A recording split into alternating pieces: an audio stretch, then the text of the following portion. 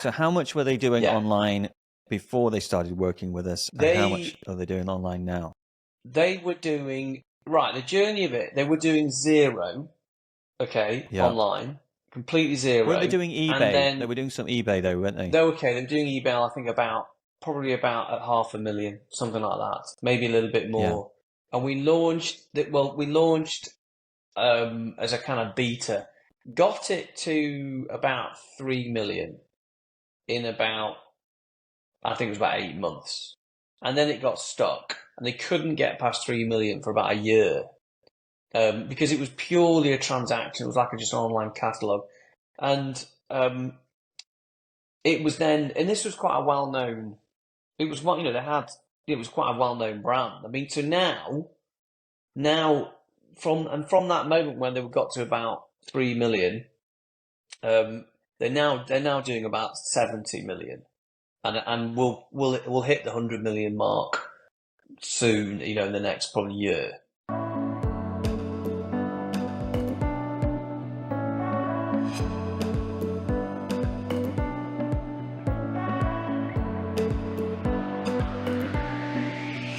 Hello, Ian. How are you doing? Good afternoon, my brother. I'm okay. Yeah. How are you? Well, I'm good. Ready for another exciting podcast where we go into the depths of e-commerce and come out with some hopefully interesting facts to help people along the way. So, a little recap. We did the how many Dominoes? 6 Dominoes of e-commerce we did, and everybody was asking where number 4 was, but we did the 3 and 4 together, I think. And so it was 5 podcasts in all, and it was basically going through all the aspects to an e-commerce sale. So effectively thought today we would go through some examples of some of the larger companies who've grown from small to big companies who we'd effectively use the Dominoes on, and talk you through them. What do you think, Ian? Yes, I think that sounds like a good idea. I'm surprised you can't remember how many Dominoes there are, because we've actually got it written right in front of us. Right, they're there right in front of you. You still can't remember the 6. Yeah, well, the book we wrote had 7 unexpected KPIs, and now we've only got 6 Dominoes. So what's been going on. It's in fact, I've actually. Well, there are other things besides the Dominoes, isn't there?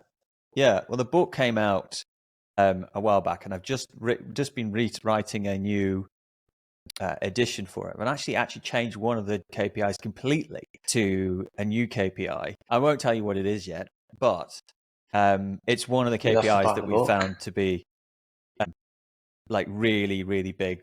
It's one of the ones we've been using to actually really grow e-commerce sites, and I was like, that's so important. Actually, is more important than that KPI now. So.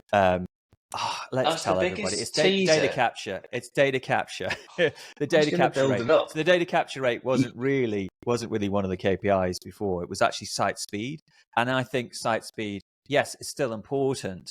But as people have moved to shops like Shopify and hosted services, it's not like where we were in 2018 when I originally wrote the book, when everybody was hosting their own site and it was all about servers and load server clusters and all that horrible stuff. 2018, it was almost, we were still in that technological race, like who could get online the fastest, and then who could have the best website, and who could have the fastest website, and then who could have the prettiest website. And now it isn't a technological race, because really everybody's got the same tools. I was laughing because you've muted yourself when you sneezed. I know. People will see this now because it'll be on YouTube. Yeah, so videos, isn't it? You should have kept the video. Yeah, but it's no longer a technological race. Yeah. Yeah, it's moved on a bit. I mean, it's obviously a changing landscape.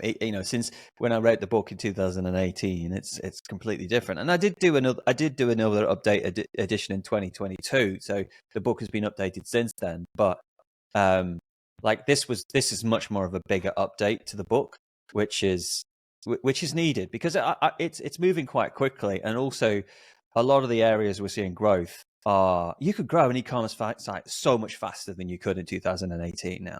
If you get things right, it's like, like the the fastest billionaires was used to be take 100 years or something ridiculous, and now it take the quickest billionaire during the crypto one was something like about 6 months or something ridiculous. It's so everything's. Do you know what I put that changing. down to? I personally put that down to the growth of no code. So like the software being able to do, like Shopify is a great example of no code, and probably things like Klaviyo and things like that. But being able to integrate into stuff like Shopify, integrating into like an ERP system or Klaviyo or Mailchimp, it's like seconds, literally seconds. And you don't need really expensive developers. You don't need sysadmins. You don't need QA testers. You can do incredibly sophisticated things in an afternoon that would have taken you weeks and weeks of faffing around with where the technology was in ecom, and 5 years ago. And it's just getting better and better and better, especially with AI coming along. Some of the stuff, it is incredible. Yeah, it's absolutely fascinating. So it's not a technological race as it was when when what makes me laugh is when people more about Dominoes. When people they moan about Shopify being difficult and they can't get things, they can't work things out, and I'm like, God, you should have been doing this in 10 years ago. It was like treacle. Just to get anything, it's wouldn't it be really nice if we had an one-step payment check on the checkout? It's okay, yeah, we'll have to sit down for 6 months, plan it out, get the developers involved, talk to the banks. But, it was just everything was completely crazy. So it's a different world now. Anyway, we thought we'd talk through the Dominoes of we've got 5 successes, so we're going to talk through. What we thought we'd do is we wouldn't mention the specific company name, because if we actually talk specifically about the brand name of the company, we can't go into detail as much as we probably want to. So for the obviously the confidentiality of the client, we thought we'd talk through the process without actually mentioning the specific company, but we give you an idea of who they are so it can help you along the way. Anything you want to talk about before we start, Ian, on the first one?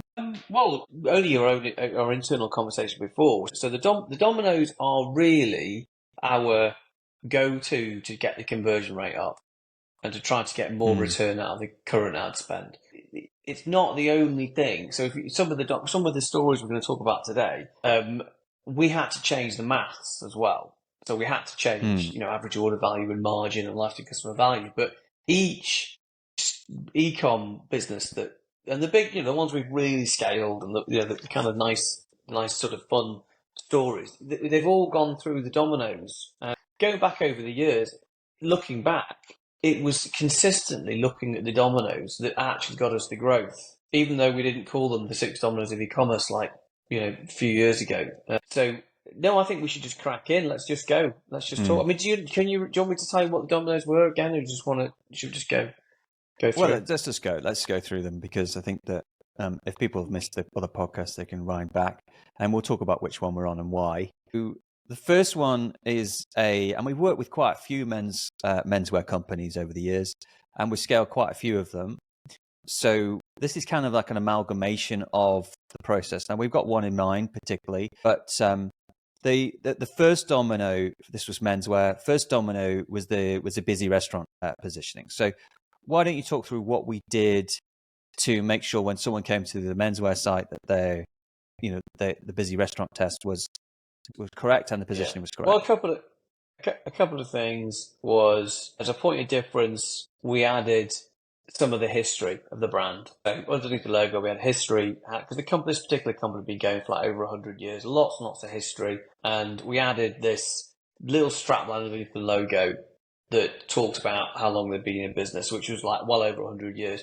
And we added some Trustpilot review stars high up in the fold, so you could see it on any page. So that was the first domino, which quite straightforward. Should probably talk about also, because it's like where they were in terms of revenue when they first started working with us, and where they were with the revenue kind of now. Because it gives you an idea of the growth. Yeah. When we first met them, they were doing literally trying to get past 250K a year. so about £250,000 a year, and they've been doing that for about two years. They've been bubbling along. So that, and now they're doing, and they've gone into America, and they've actually gone back and got their own stores now. But all things considered, they'll be doing about 18 million, knocking on 20 million Awesome. now. That's a nice story, yeah. Yeah, I just thought if people knew the growth, then they'd be more interested in what they did, and so therefore they'd lean in a bit. That before. Yeah, and so what about the busy restaurant test? It was the history of the brand and also Trustpilot, making sure people realised that this was a site that lots of people bought from. Because even if you're doing 20 million, a lot of people won't have heard of you. It's just it's still not big.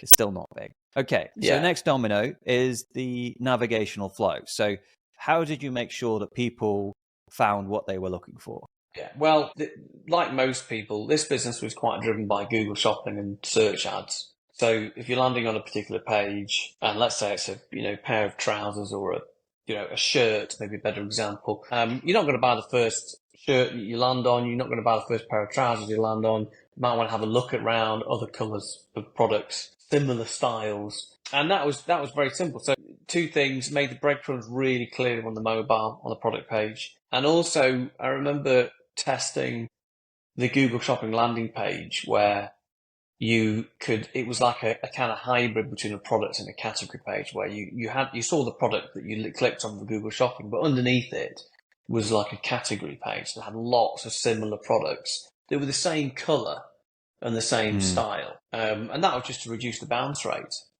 to help people find the right product. So it was a very different product page for Google Shopping traffic than it was for normal traffic on the website. Yeah. Because we realized that people on Google Shopping were in a different kind of buying stage to people who would naturally find the product page on the website. Yeah. Because effectively that was the real stat was the Google Shopping landing page, the bounce rate for Google Shopping was like 85%. And so you're like, right, this is a war on bounce. We've got to reduce that bounce rate to get the add to basket up. It was like get the add to basket up. It's purely about reducing bounce. And so how do you do that? Well, you have to make it a much better page where they land.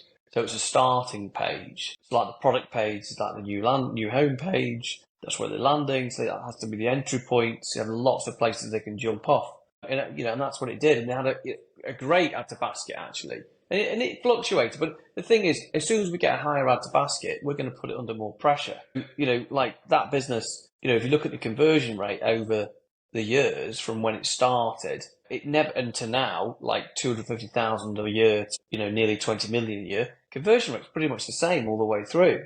Yeah. And that's a weird thing to say, but essentially what's happened is we've increased the traffic considerably, but at the same time we've improved it so that we've got a higher conversion rate. Now we can afford to buy more traffic. Anyway, yeah, because obviously as you're talking about the amount of traffic coming to the site, it's going to be phenomenally larger than a very kind of close, high converting traffic you could buy at that level compared to what we've got to go after now. We've got to go after very, very cold traffic who've never heard of them, who aren't as interested in buying something as the traffic they were going after before. Yeah. So each time we have to convince more people. So effectively, you have to actually increase the conversion rate, but overall, it looks like it's staying the same. Yeah, because your traffic has gone up from 20,000 a month to like nearly 1 million a month, and and beyond. And so is the paid budget. I mean, the paid budget's gone from like nothing to like £200,000 a month. So obviously the site's under a lot more pressure to maintain conversion rate all the way through. Pretty much it's quite phenomenal, really. And also the competition you're coming up against is completely different than when you're at that level. You start off coming up against the little niche people, like when you're competing on like an elasticated pair of trousers. That not many people are selling those, and you're just kind of competing with those. So now you're knocking on, you're competing with Marks and Spencers and all the big brands. It's a completely different battlefield, really, isn't it? So the next domino is the job to be done, and I think this is particularly important for menswear and women's clothing. But men tend to be more pragmatic about what they're buying. So the job to be done, they quite like to see evidence of it. Yet how they actually did the job to be done would prove that men are very emotional in the way they buy. So why don't you talk through that? Well, first of all, nobody is going to buy. I mean, okay, there are some small demographics, and you may have just said the only one, which is elasticated men's trousers, but that's a very, very small market. Well done, Mark, for finding the only fashion item that is not related to fashion at all. But the majority of fashion is they do care about the way it looks. If I'm running a fashion brand and I'm looking at the two Dominoes, which is next, which is job to be done and anxiety reducing, I'm going to lean more heavily into the job to be done, particularly for women's clothing, but certainly for men. I think that's what you were saying before. There's a little bit more of a rational, problem-solving nature to the men's clothing, I think. If I could stereotype. Well, I mean, there's a lot of men's clothing that sells to men like me who are like, I want practical men's walking trousers with pockets and like the best material and stuff like that. Whereas there's some other men that want to an Italian jumper. But sports clothing is a different type of fashion retailing. Sports That's all I wear, though, Ian, because I'm such a sportsman. Oh, if only they knew. If only they could see you. I always beat you at table tennis. That's the height of our sport. What was it? When I beat you when I was 11. You won once, and you had to ring your grandma to tell her. I did. It's the best day of my life. Anyway, tell them how they overcame. I'd never played again. So the job to be done. Okay, so the job to be done with fashion is you have to lean more into the job to be done, which is what people want. And what do they want? They want to feel desirable. They want to look good. So you can't sell normally. You can't sell some fashion if it looks crap.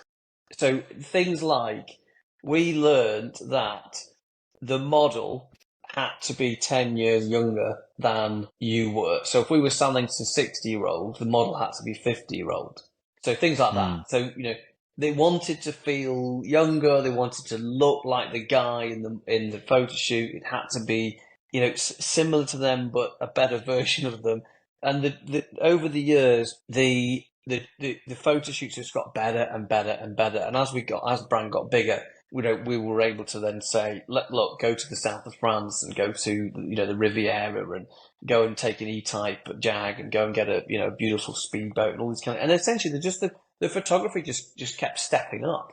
And it just went up a notch. And because what we were trying to sell was the desirability, and it came out in the photography. So the photography was make or break. And so without that, it was a lot harder to sell. And so, we actually did some split tests, didn't we? I was just going to say we did some split tests on the category page. Where the split. Well, no, on the category page. You got the model to look at the call to the offer, which.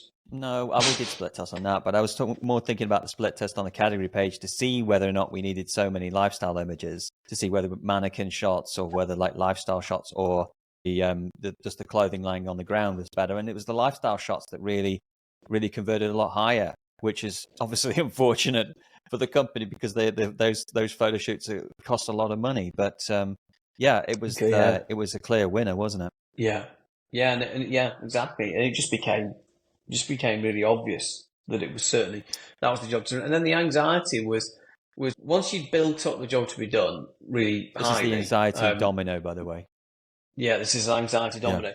Then it's about what they're anxious about. And now with clothing, it's fit. What doesn't fit. There was a little bit about quality, but mainly it's fit. And so that's why we did the 60-day no quibble fit guarantee.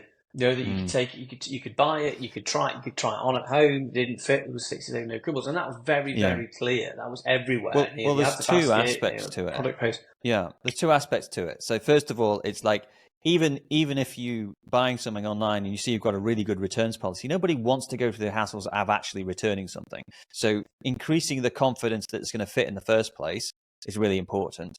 And then once they feel like they've got the confidence it's going to fit, is the fact that if it doesn't fit, they can send it back easily. So it's like kind of two-step process. So it's not just the returns policy, is it? It's actually kind of like reducing the two anxieties of it, effectively. Well, it's the perception. I mean, it's all the perception, isn't it? The perception of ease. Whereas I think for men's fashion, we would lean into the returns policy more. But for women's fashion, often it's much more about the job to be done, much more about Mm. the desirability. I know we're going to talk about a little women's clothing brand a bit later if we have time. Maybe I'd split into two. See how we go. But Okay.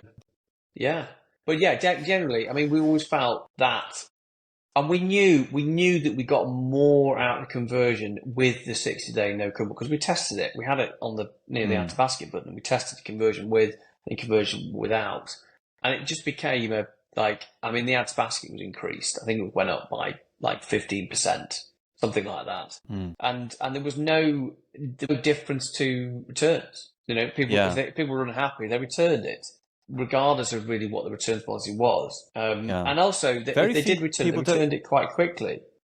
People don't want to return it unless they have to. It's just pain, particularly men. Like women return women's clothing a lot higher.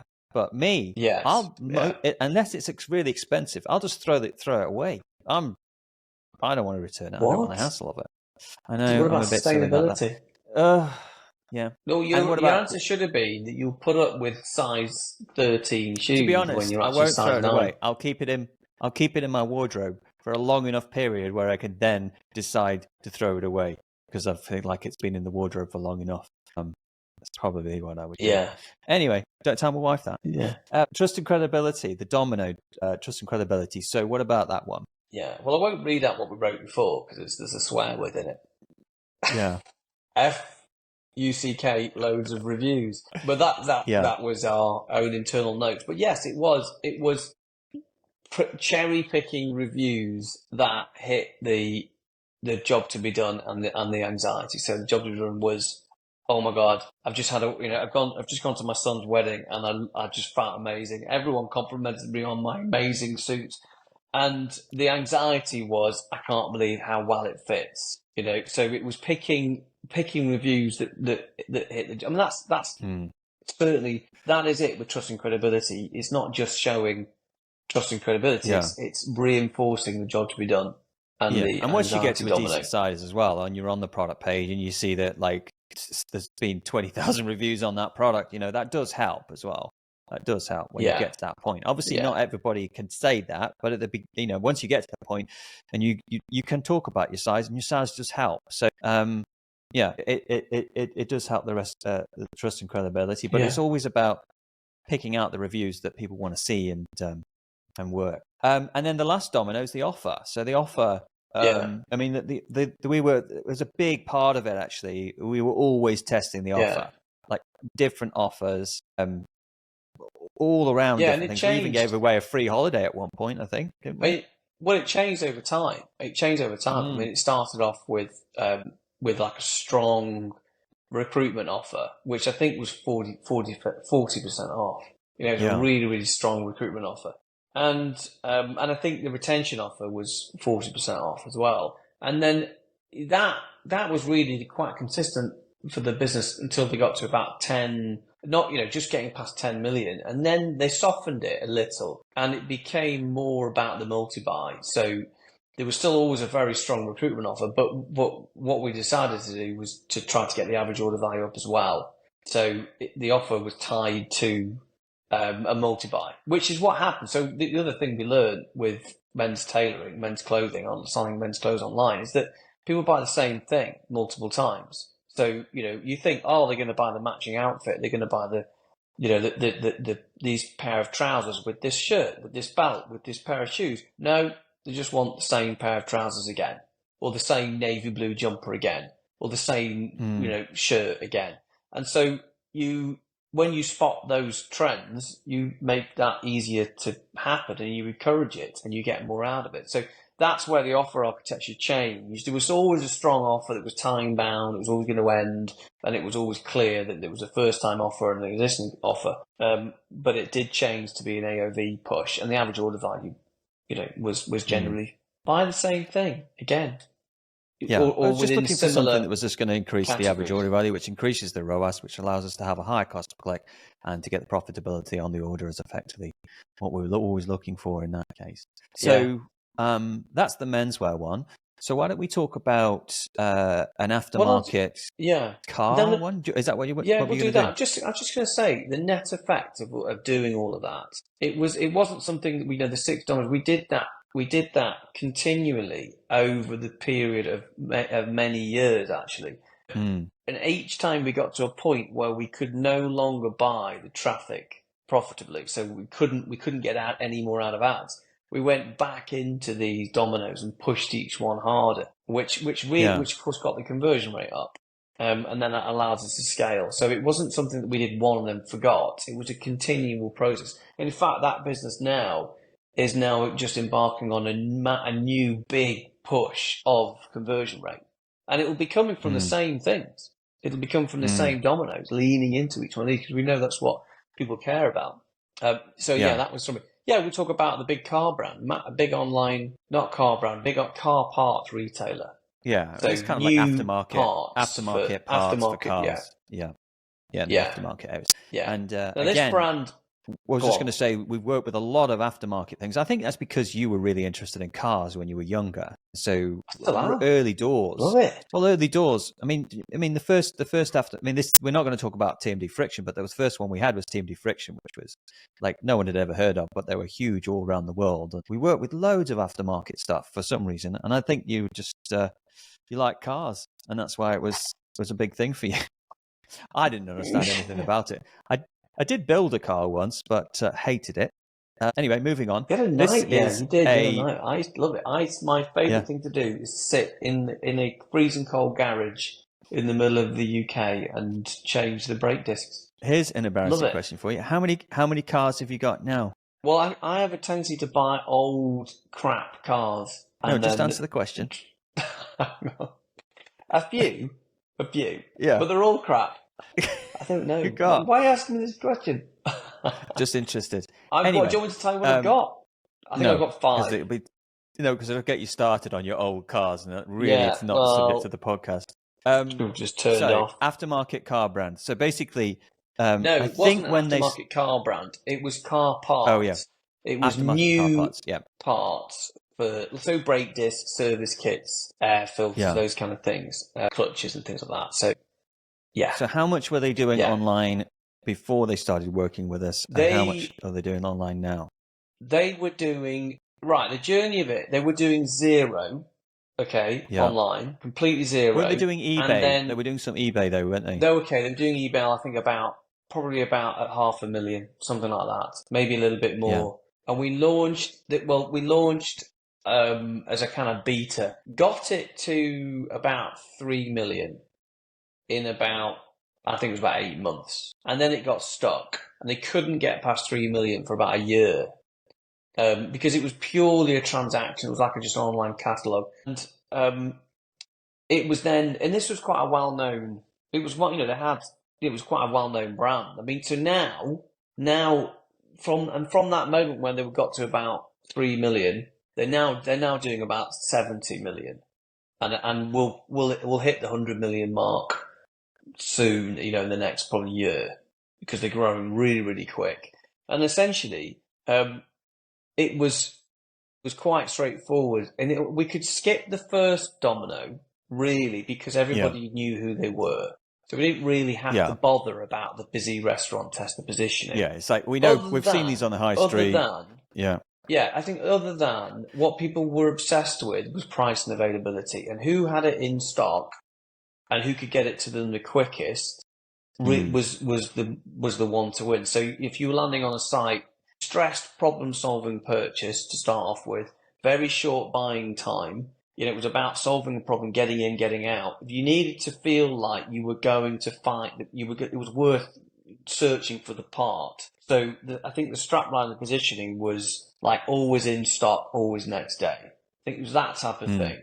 And so that's what we led with, was this always in stock, always next day. That's what people wanted. And actually, people wanted it same day, actually. But so that was just that. It was validating that. And then the second domino, which was navigational flow, helping people find the right part. That was massive, that people couldn't find the right part. Where they would land on a particular page and they would go, well, is this the right brake disc for me? I don't know. Like, I've got a car, when there's like 50,000 different brake discs and 80,000 different parts. They needed to have the reassurance of putting the vehicle reg in. So a couple of things made like mini home pages for each category of product. So like one for braking, one for service kits, one for air kits, and then making it so that it was very obvious that you could put your vehicle in, which was your registration number, or doing the drop downs. So that was the absolute key. But making sure it worked on mobile, because it was like just nightmare to navigate. So it was Yeah, and I did a lot of work logical, common sense.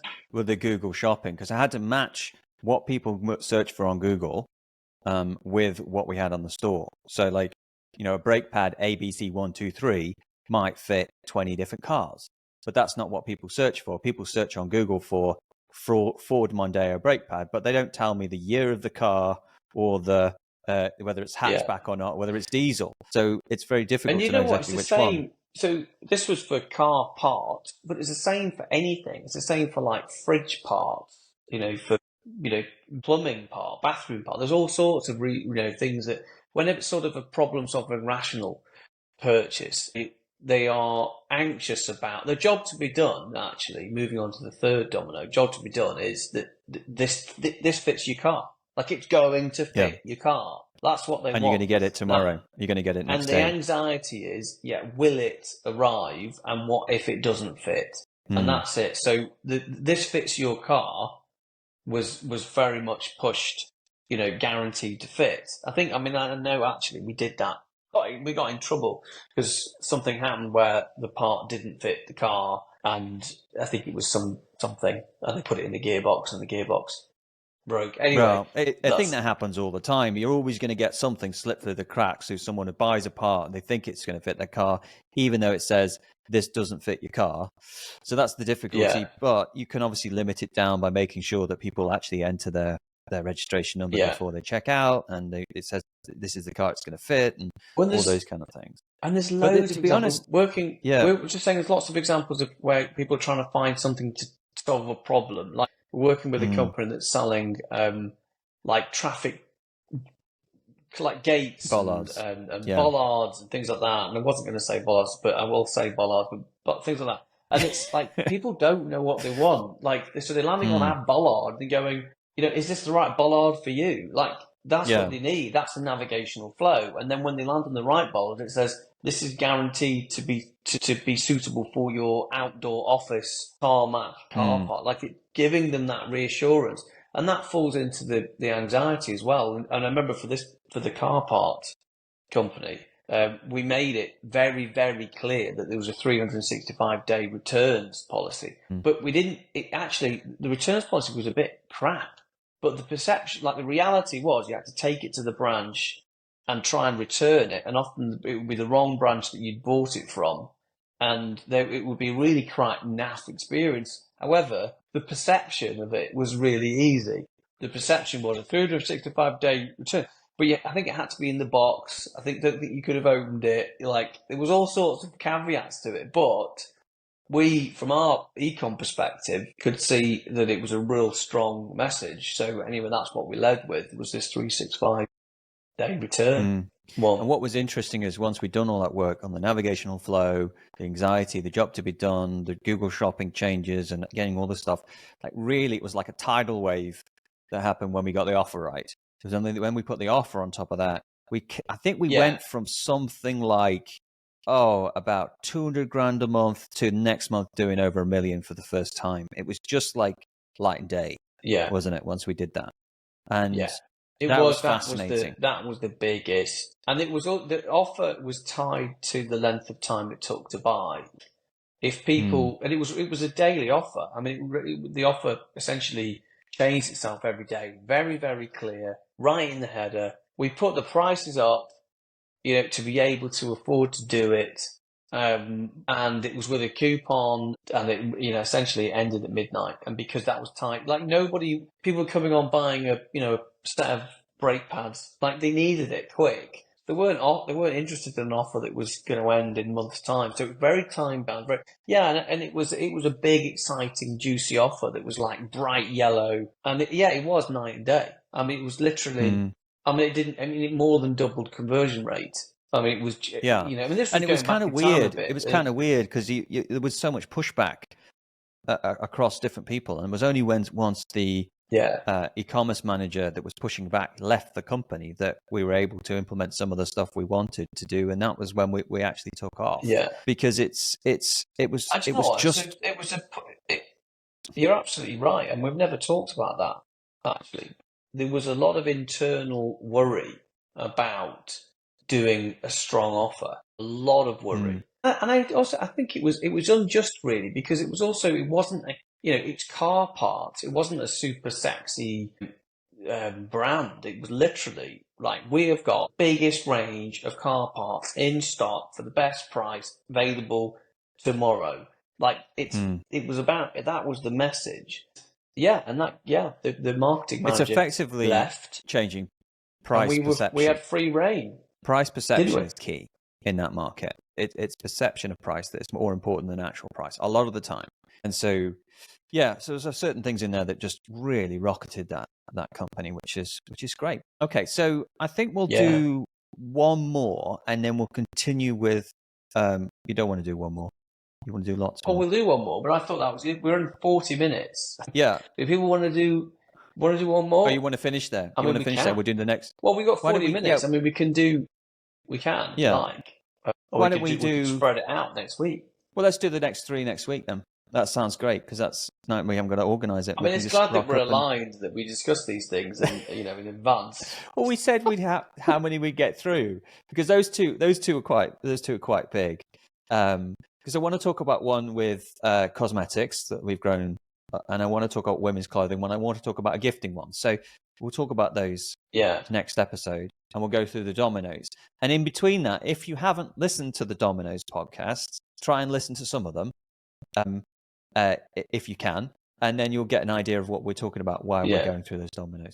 The thing is, when we did these companies ourselves, we didn't know we were going through the Dominoes. But the thing is, when you're doing it, you don't necessarily know you're going to have to teach it. Now we're teaching it. It's different. We have to actually put it into a framework. You can go in and do these things, and you just do it over and over and over, and you just don't really realize what you're doing. But when you actually start explaining it to people, you go, well, actually, I'm doing that because that's in this part of the business, and that's in this part of the business, and that's why I'm doing it. And I think that's what has happened to us over the past. We've been teaching probably for about 3 years now, and it's basically started to kind of allow us to formulate these things into. So 3 years. Where have you been for the last 23? Well, no, we've been working in e-commerce, but I don't think we've been teaching. I certainly haven't been doing online mentoring. So I certainly haven't had blue lights on a podcast I know, but also I'm sat in not in my normal studio. I do sound like I'm in the toilet. But what's happened? The professionalness of our podcasting. My daughter rang me up from school, said that she was sick, and she wanted to. You haven't got your fake things or your farty leather chairs this week.